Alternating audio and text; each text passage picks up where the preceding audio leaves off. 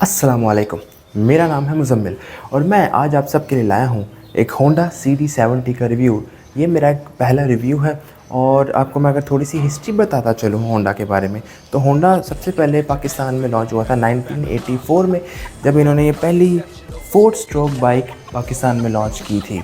इसकी अगर मैं अपनी थोड़ी हिस्ट्री बताता रहूँ, ये मेरी एक पर्सनल बाइक है और इसको मैं ऑलमोस्ट 8067 किलोमीटर चला चुका हूँ।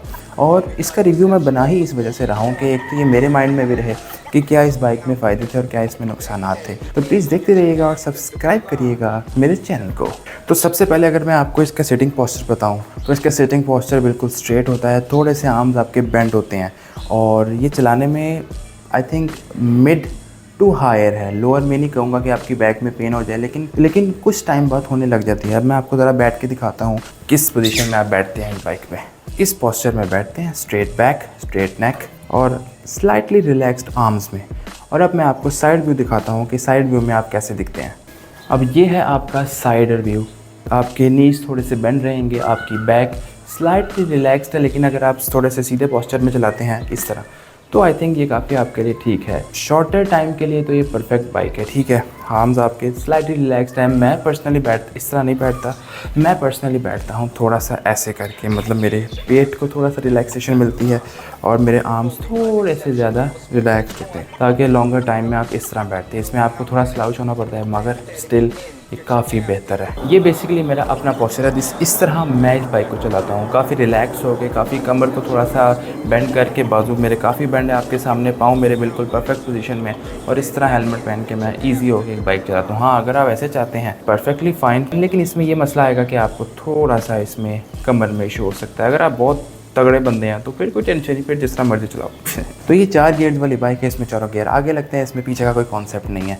और एक क्लच है, एक रेस है। इसमें मैक्सिमम जो स्पीड है वो 75 तक जाती है, लेकिन जैसे मैंने अपनी रेस थोड़ी बढ़वाई हुई है तो ये ईजीली 85 to 90 तक चली जाती है। लेकिन उसमें आप ऐसे हिलते हो जिस तरह किसी ने आपका लट्टू बना दिया हो, तो उसका फ़ायदा नहीं है। मैंने क्योंकि कराया हुआ है तो मैं बताता हूँ कि बुरा है। आप 70 पे चलाओ, ईजी होके चलाओ, कोई मसला नहीं आएगा आपको इस बाइक में। अब थोड़ी बात कर लेते हैं इसके फ्रंट की। सबसे पहले इसमें आता है आपके पास ये थोड़ा स्क्वेरिश शेप में लाइट, जिसके अंदर एक हैलोजन बल्ब है जो रात में ना के बराबर ही काम करता है, इसलिए इसमें मैंने एक ये एक्स्ट्रा LED लगवाई है। साथ में इसमें आते हैं 2 डुअल इंडिकेटर, लेकिन राइट जाते हैं, यहाँ पे लेफ्ट जाते हैं। उसके बाद आपको इसमें मिल जाती है एक ड्रम ब्रेक, जो कि मेरा ख्याल है अगर आप 50 की स्पीड से ज़्यादा में दबाएंगे तो शायद बाइक पीछे रह जाए और आप उड़ के आगे गिरें। उसके बाद इसमें आपको दोनों साइडों पे मिलते हैं रिफ्लेक्टर्स। उसके बाद आपको मिल जाते हैं इसमें एक ये थके हुए शॉक्स, जो कि आपको शॉक में डाल देंगे। और last but not the least, Honda का लोगो जो कि बनता है।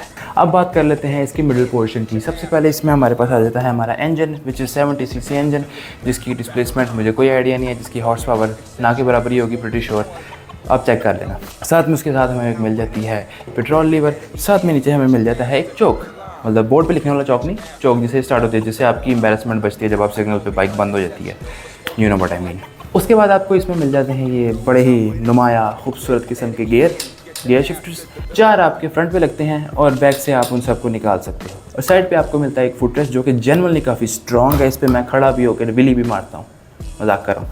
उसके बाद आपको मिल जाता है एक गियर शिफ्टर, जिसमें आप 4 गियर आगे लगाते हो और उनसे पीछे से इसको डाउन शिफ्ट करते हो, और जब आपका चौथा गियर ख़त्म होता है तो ये न्यूट्रल पे आ जाती है। और फ्रैंकली ये बहुत फंसता है, ये बहुत ज़्यादा फंसता है। मुझे नहीं पता ये मेरी अपनी बाइक में है, लेकिन ये बहुत फंसता है।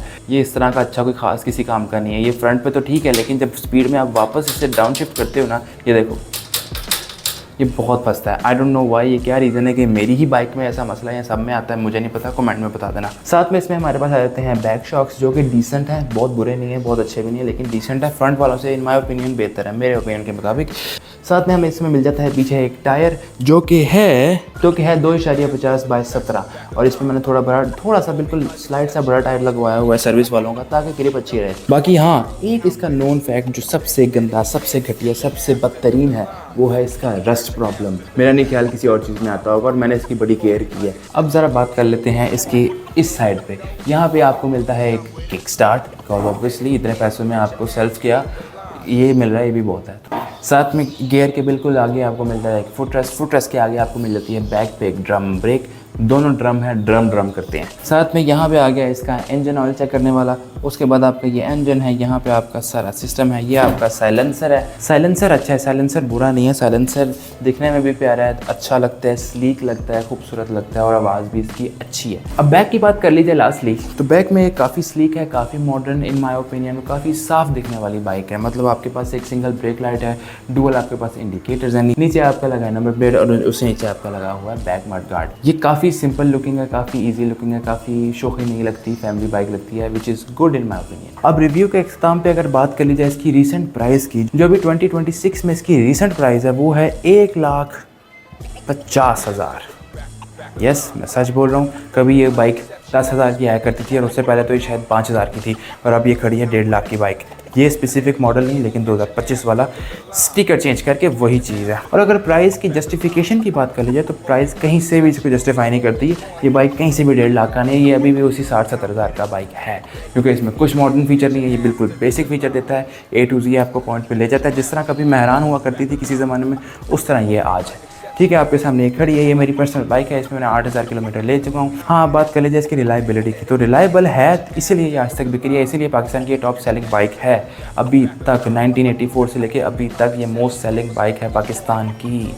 इसके बाद 125 सीसी आता है इनका, उसके बाद डिफरेंट ब्रांड्स आ जाते हैं। तो अगर बात कर लीजिए इसकी रिलायबिलिटी की, तो इसमें डलता है 7 लीटर का ऑयल। मैं पर्सनली इसमें डलवाता हूँ हेवोलिन, और हेवोलिन मैं इसमें इसलिए डलवाता हूँ क्योंकि वो लाल होता है, मुझे लाल कलर पसंद है और बाइक भी लाल है मेरी, और कोई वजह नहीं, मुझे ऑयल का कोई नॉलेज नहीं ऑयल की। साथ में इसकी मैं ट्यूनिंग कराता हूँ, हर ऑयल चेंज पे मैं इसकी ट्यूनिंग कराता हूँ। अब ये मत पूछना कि हर ऑयल चेंज पे ट्यूनिंग कराने का क्या ताल्लुक है, भाई मेरे दिल को तसल्ली रहती है, मैं इसलिए कराता हूँ। इसकी अगर मैं माइलेज की बात कर ली जाए तो इसकी माइलेज अप्रॉक्सीमेटली, जो मुझे जब मैंने ख़रीदी थी बाइक तो उसने मुझे कहा था कि जी ये 60 तक जाती है, जो कि कभी भी नहीं गई है। पता नहीं कौन से ये 60 पे लेके जाना चाहते हैं ये। अगर फ्रेंकली अगर ये आज तक मैं इसे मैक्सिमम लेके गया हूँ तो ये गई है 50 तक, वो भी अगर मैं इसे स्लो चलाऊँ तो मैं तेज़ चलाने वाला लड़का हूँ, मैं कुछ स्लो नहीं करता हूँ, तो मुझे ये आराम से दे देती है 40-45। अब मैंने इसे चेक नहीं की, मैं सिर्फ डलवाता हूँ और चला देता हूँ, जब खत्म होता है तो दोबारा डलवा लेता हूँ। बाकी अगर इस रिव्यू के अख्तिताम पे अगर मैं आप सबको बताऊँ कि इस बाइक को कितने मैं नंबर दूंगा, तो मैं इस बाइक को दूंगा 8.5 आउट ऑफ 10, बिकॉज रिलायबल है, दिखने में बुरी नहीं है,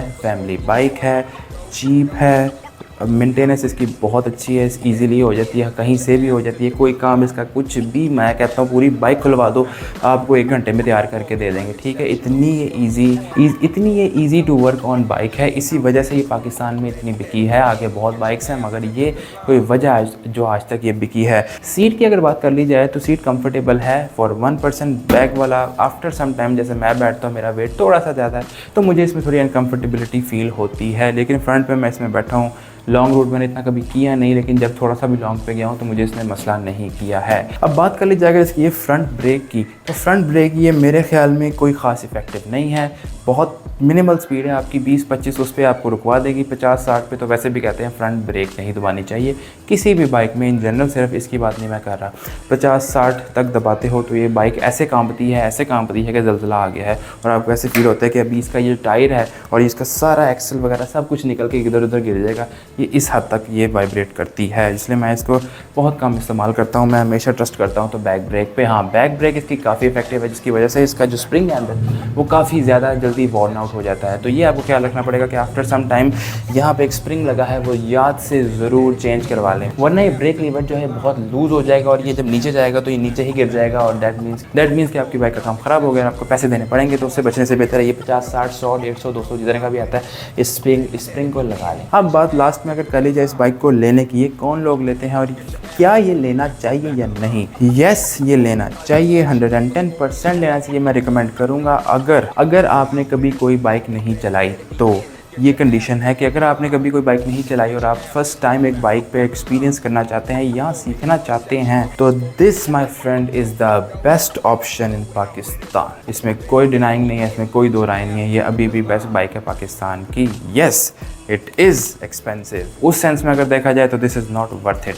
अगर आप यूज़ ले लो, जैसे अब ये 2022 मॉडल है, तो ये अगर आप यूज़ लेके चलाते फिरो, कोई टेंशन नहीं है, इस पर सीखो, रगड़ा लगाओ, इसको गिराओ उठाओ, इस पर सीखो फुल, तो उस चीज़ के लिए एक बाइक एक परफेक्ट बाइक है इन 70 सीसी कैटेगरी। इससे बेहतर पाकिस्तान में आपको मेरा नहीं ख्याल कोई मिलेगी, और मैं इसे अगर दोबारा मुझे उस टाइम 3 साल पहले जाने का मौका मिले तो शायद मैं तब भी यही बाइक लूँगा। I want go with any used और I want to 5, क्योंकि एक तो ये स्टेबल है, 50 पे तो स्टेबल ही है ना, गियर सही लग जाता है। ब्रेक फ्रंट की छोड़ के अगर पीछे की बात करें ठीक है। अगर हम front mudguard, back mudguard, नीचे यहाँ पे सब लोहा है, everything is pure metal. No तो काफ़ी जगहों पे यहाँ पे इन्होंने मेटल यूज़ किया, जो कि बहुत अच्छी बात है। तो ये था आज मेरा एक छोटा सा फर्स्ट रिव्यू। जज ना कीजिएगा, मेरा पहला रिव्यू है, मेरी ही बाइक है, तो मैंने कहा चलो इसका रिव्यू बना के अपलोड करने की कोशिश करते हैं। जो चीज़ें मुझे इस बाइक की पता थी वो मैंने आपको बता दी, जो नहीं पता थी you can guide me in the comments. Like करें, सब्सक्राइब करें मेरे चैनल को, और मैं आपसे मिलता हूँ एक नए रिव्यू में नेक्स्ट टाइम।